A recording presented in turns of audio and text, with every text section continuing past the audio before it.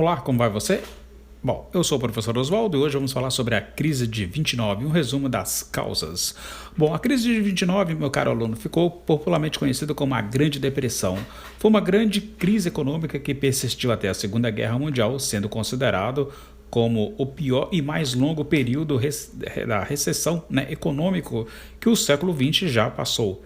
Entre todas as consequências que a crise trouxe, podemos citar as elevadas taxas de desemprego, a diminuição da produção industrial de diversos países, assim como as drásticas quedas dos PIBs, produtos internos bruto, dos preços de ações, entre outros. Praticamente todo o mundo se viu envolto a esse momento difícil que prejudicou as atividades econômicas de dezenas de países. Então, vamos conhecer o início. A partir de julho de 29, a produção industrial americana começava a cair, dando início ao que seria conhecida como a Grande Depressão.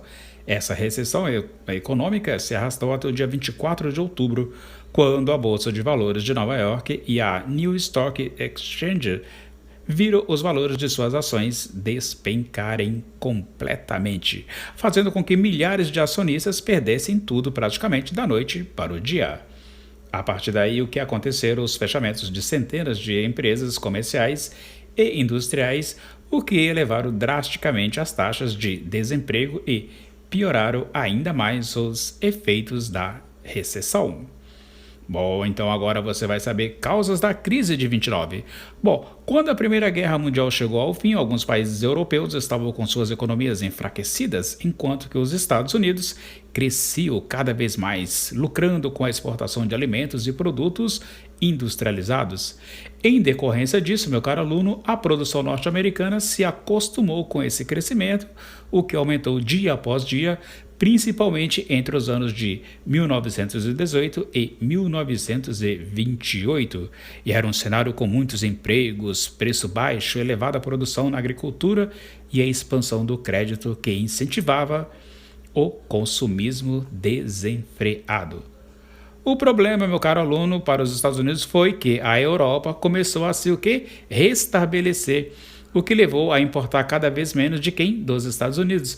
Agora a indústria norte-americana não tinha mais para quem vender a quantidade exacerbada de mercadorias, havendo mais produtos do que procura.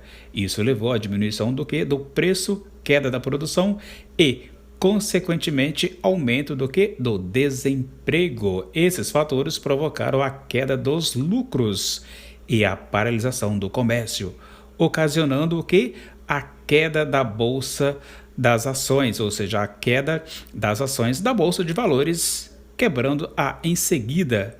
Em resumo, meu caro aluno, a crise de 1929 se deu graças à superprodução. Então não se esqueça, a crise aconteceu graças à superprodução que não estava preparada para a falta de procura e acabou com todas as mercadorias encalhadas. Muitos países sofreram com a grande recessão americana, resultando em grandes efeitos bem parecidos com os Estados Unidos da América. Fechamento de estabelecimentos bancários, comerciais, financeiros e industriais, que resultaram na demissão de milhares de trabalhadores. E o Brasil ficou livre disso? Vamos conhecer então. No Brasil, para você ter uma ideia, a crise atingiu o setor cafeeiro. Não esqueça, o setor cafeeiro no Brasil. Os Estados Unidos eram os maiores compradores do café brasileiro, que em meio a essa turbulência fez com que o Brasil se visse em uma situação de diminuição de suas exportações.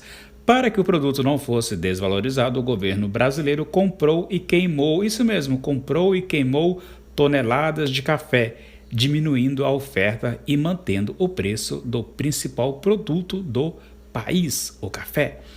Isto induziu os cafeicultores a investiram no setor industrial, o que, de certa forma, foi positivo para a indústria brasileira.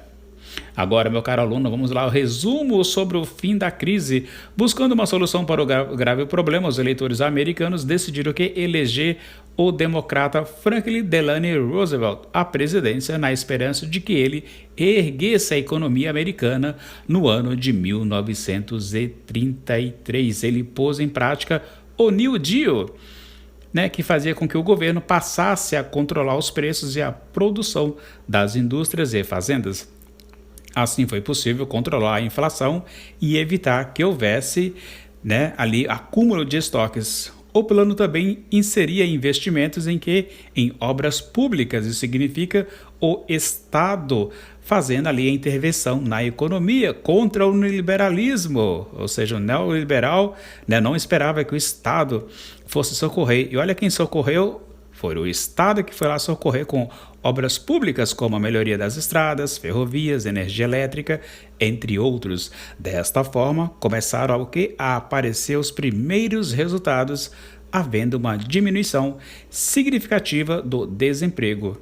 E com o desenvolvimento do programa, a economia norte-americana foi aos poucos voltando a entrar no rumo e no início da década de 1940 já era, né, ou a melhor, e já estava ali funcionando normalmente diante de toda aquela crise que até então acontecera nos Estados Unidos e atingiu assim o mundo.